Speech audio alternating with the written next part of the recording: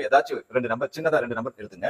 இப்போ ஏ பி ரெண்டு நம்பர் எடுத்துக்கிறேன். ஏக்கு 6 எடுத்துக்கிறேன், பிக்கு 8 எடுத்துக்கிறேன் வச்சுக்கோங்க. இந்த ரெண்டு நம்பரோட எல்சிஎம் என்ன வரும்னு கேட்டா 24. இந்த ரெண்டு நம்பரோட HCF வந்து 2.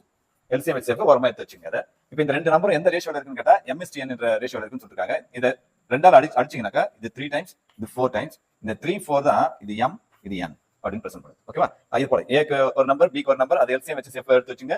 அப்புறம் ரேஷியோவா கன்வெர்ட் பண்ணி வச்சுங்க. இது MSTN என்ற விதத்துல இருக்கும். ஓகேவா? நம்ம கேட்கறது என்ன கேட்கறாங்க அப்படின்னு கேட்டா மீபோமா கேட்கறாங்க. மீபோமா எவ்வளவு இருக்கு நமக்கு? 24. இங்க எந்த நம்பரோட காம்பினேஷன் 24 வரும்னு பாருங்க.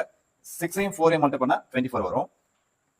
3ஐயும் 8ஐயும் மல்டிப்ளை பண்ணா 24 வரும். therefore LCM equal to 6 into 4. that means 6 ஓட வேல்யூ a, 4 என்னன்னு சொல்லிருக்கோம், n ன்னு வச்சிருக்கோம். அப்ப a into n R answer value எப்படியும் ப்ரொடியூஸ் பண்ணலாம். இந்த ரெண்டு நம்பர் மல்டிப்ளை பண்ணாலும் நமக்கு 24 தான். அப்ப b m மல்டிப்ளை பண்ணா 24 தான். bm ன்னு சொல்லலாம். Answer is bm. C option.